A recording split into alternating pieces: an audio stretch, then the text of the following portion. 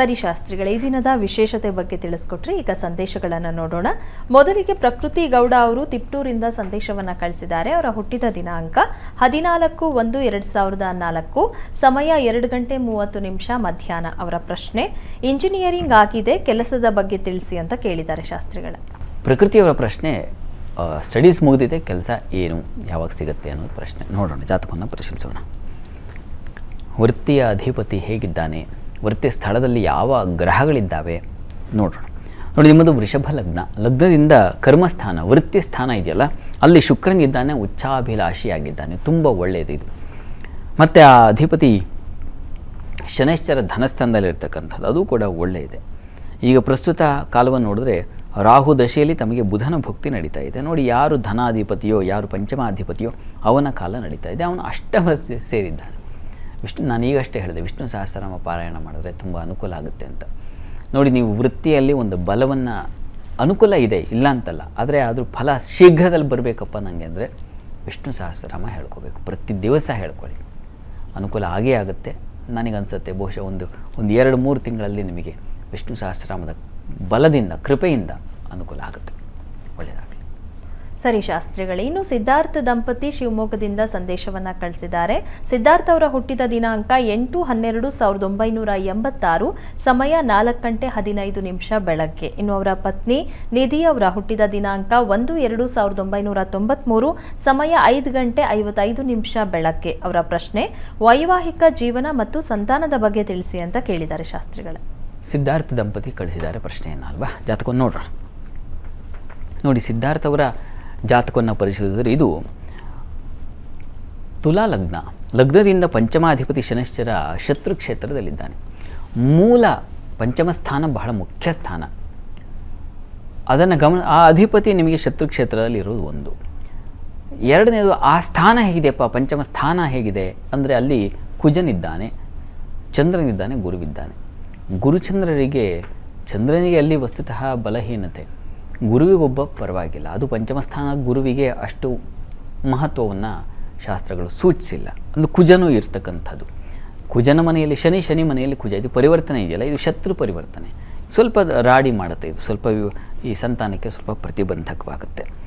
ಇನ್ನು ನಿಮ್ಮ ಮನೆಯವರ ಜಾತಕವನ್ನು ಪರಿಶೀಲಿಸಿದ್ರೆ ನೋಡಿ, ಅದು ಪಂಚಮ ಸ್ಥಾನದ ಅಧಿಪತಿ ಶುಕ್ರ, ಆತ ಬಲಿಷ್ಠನಾಗಿದ್ದಾನೆ, ಅವರಿಗೆ ಒಂದು ಬಲ, ಆ ಬೇಸ್ ಚೆನ್ನಾಗಿದೆ.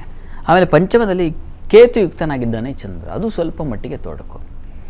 ಈ ದಶಾಕಾಲ ಇತ್ಯಾದಿ ಎಲ್ಲವನ್ನು ಗಮನಿಸ್ಕೊಂಡಾಗ ಈಗ ಬಲ ಇಲ್ಲ ಅಂತಲ್ಲ, ಬಲ ಇದೆ. ಒಂದು ಗಣಪತಿ ಪ್ರಾರ್ಥನೆ, ಮತ್ತೊಂದು ವಿಷ್ಣು ಸಹಸ್ರನಾಮ, ಎರಡರಿಂದ ಅವಕಾಶ ಆಗುತ್ತೆ ಅನ್ನೋದನ್ನು ಸೂಚಿಸ್ತಾ ಇದೆ. ಹೀಗಾಗಿ ಗಣಪತಿ ಏನು ಮೂಲ ಮಂತ್ರದಿಂದ ಒಂದು ಜಪವನ್ನು ಮಾಡಿಸಿ ಹವನ ಮಾಡಿಸಿದ್ರೆ ಅದು ತುಂಬ ಫಲಕಾರಿ. ಮತ್ತು ವಿಷ್ಣು ಸಹಸ್ರನಾಮ ಪಾರಾಯಣ 108 ಸಂಖ್ಯೆಯಲ್ಲಿ ಪಾರಾಯಣ ಮಾಡಿಸಿ ವಿಷ್ಣು ಸಹಸ್ರನಾಮ ಹೋಮ ಮಾಡಿಸಿದ್ರೆ ತುಂಬ ಸಹಕಾರಿಯಾಗುತ್ತೆ. ಒಂದು ಪ್ರಯತ್ನ ಮಾಡಿ, ಪ್ರಯತ್ನಕ್ಕೆ ಈಗ ಕಾಲವು ಸೂಚಕವಾಗಿದೆ, ಅಂಥದ್ದು ಒಂದು ಲಕ್ಷಣ ಸೂಚಿಸ್ತಾ ಇದೆ. ಪ್ರಯತ್ನ ಮಾಡಿ, ಆ ಭಗವಂತನ ಕೃಪೆ ಆಗಲಿ, ತಮಗೆ ಒಳ್ಳೆಯದಾಗಲಿ.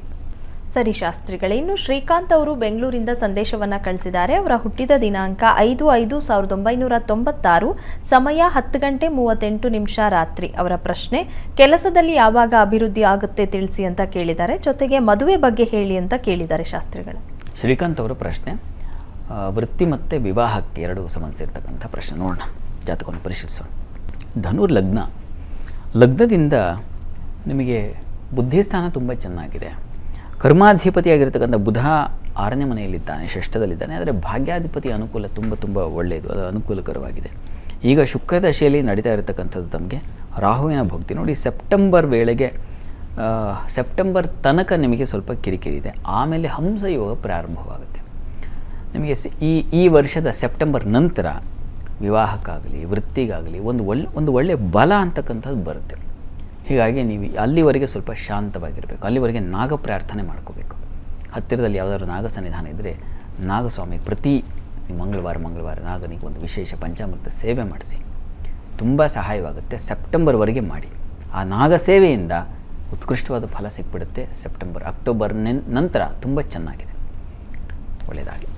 ಸರಿ ಶಾಸ್ತ್ರಿಗಳೇ, ಇನ್ನು ಪುನೀತ್ ಅವರು ಮೈಸೂರಿಂದ ಸಂದೇಶವನ್ನ ಕಳಿಸಿದ್ದಾರೆ. ಅವರ ಹುಟ್ಟಿದ ದಿನಾಂಕ 28/3/1994, ಸಮಯ 6:25 ಬೆಳಗ್ಗೆ. ಅವರ ಪ್ರಶ್ನೆ ಮದುವೆ ಬಗ್ಗೆ ತಿಳಿಸಿ ಅಂತ ಕೇಳಿದ್ದಾರೆ ಶಾಸ್ತ್ರಿಗಳ. ಪುನೀತ್ ಅವರ ಪ್ರಶ್ನೆ ವಿವಾಹಕ್ಕೆ ಸಂಬಂಧಿಸಿರ್ತಕ್ಕಂಥದ್ದು. ಜಾತಕವನ್ನು ನೋಡೋಣ. ನೋಡಿ, ತಮ್ಮದು ಮೀನ ಲಗ್ನವಾಗಿದೆ. ಲಗ್ನದಿಂದ ಸಪ್ತಮ ಸ್ಥಾನದಲ್ಲಿ ಚಂದ್ರ ಇದ್ದಾನೆ. ಬಲಿಷ್ಠನಾದ ಚಂದ್ರ, ಇದು ತುಂಬ ಒಳ್ಳೆಯದು. ಆದರೆ ಸಪ್ತಮಾಧಿಪತಿ ಬೇಸ್ ಏನಿದೆ ಆತ ವೀಕ್ ಆಗಿದ್ದಾನೆ, ವ್ಯಯದಲ್ಲಿದ್ದಾನೆ, ನೀಚಾಭಿಲಾಷಿ ಬೇರೆ. ಹೀಗಾಗಿ ಒಂದು ಬುಧಗ್ರಹ ಶಾಂತಿ ಮಾಡಿಸೋದು ಮತ್ತು ಕುಜ ಶಾಂತಿ ಎರಡೂ ಅವಶ್ಯಕತೆ ಇದೆ ಅನ್ನೋದನ್ನು ಜಾತಕ ಸೂಚಿಸ್ತಾ ಇದೆ. ಹೀಗಾಗಿ ಬುಧ ಕುಜರ ಶಾಂತಿ ಮಾಡಿಸಿ ವಿವಾಹ ಪ್ರಯತ್ನ ಮುಂದುವರಿಸಿ, ಅನುಕೂಲ ಆಗುತ್ತೆ. ಮೇನಂತರದಲ್ಲಿ ಒಳ್ಳೆಯ ಉತ್ತಮವಾದ ಫಲ ಇದೆ ಅನ್ನೋದನ್ನು ಸೂಚಿಸ್ತಾ ಇದೆ. ಅನುಕೂಲ ಆಗೇ ಆಗುತ್ತೆ, ಯೋಚನೆ ಮಾಡೋದು ಬೇಡ. ತಾವು ಗ್ರಹಶಾಂತಿ ಒಂದು ಮಾಡಿಸಿ, ಒಳ್ಳೆಯದಾಗಲಿ.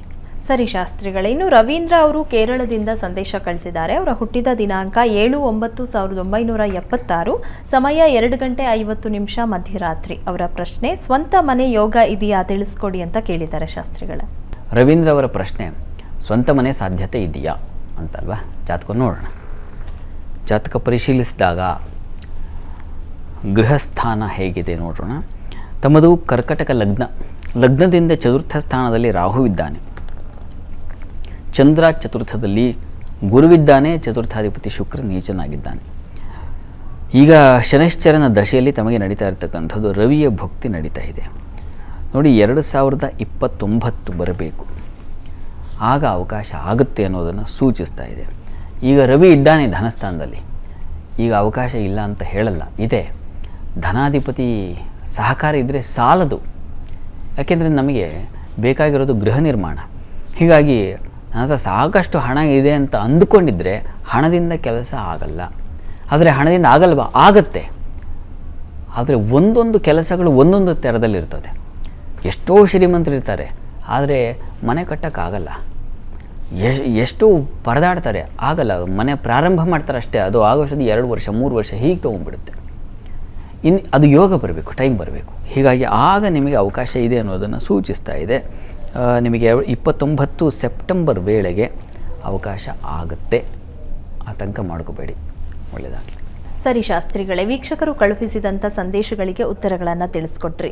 ಇನ್ನು ವೀಕ್ಷಕರೇ, ನೀವು ಸಹ ಕಾರ್ಯಕ್ರಮಕ್ಕೆ ಸಂದೇಶವನ್ನು ಕಳುಹಿಸಬೇಕು ಅಂತ ಅಂದ್ಕೊಳ್ತಾ ಇದ್ರೆ ನೀವು ಮಾಡಬೇಕಾಗಿರೋದಿಷ್ಟೇ. ನಿಮ್ಮ ಟಿವಿ ಸ್ಕ್ರೀನ್ ಮೇಲೆ ಬರ್ತಾ ಇರುವಂತಹ ನಂಬರ್ಗೆ ಯಾರ ಬಗ್ಗೆ ಕೇಳಬೇಕು ಅಂತ ಇದ್ದೀರಾ ಅವರ ಹುಟ್ಟಿದ ದಿನಾಂಕ, ಸಮಯ ಮತ್ತು ಪ್ರಶ್ನೆಯನ್ನ ಸ್ಪಷ್ಟವಾಗಿ ವಾಟ್ಸಪ್ ಮೂಲಕ ಕಳುಹಿಸಿ ಕೊಡಬೇಕಾಗತ್ತೆ. ಮುಂದಿನ ಹಂತದಲ್ಲಿ 12 ರಾಶಿಗಳ ಫಲಾಫಲ ಹೇಗಿದೆ ಅಂತ ನೋಡೋಣ. ಈಗ ಕಾರ್ಯಕ್ರಮದಲ್ಲಿ ಪುಟ್ಟದೊಂದು ವಿರಾಮ.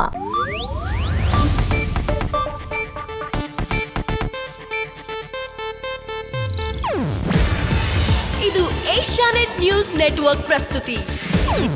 ನೀವು ನೋಡ್ತಿದ್ದೀರಾ ಏಷ್ಯಾನೆಟ್ ಸುವರ್ಣ ನ್ಯೂಸ್.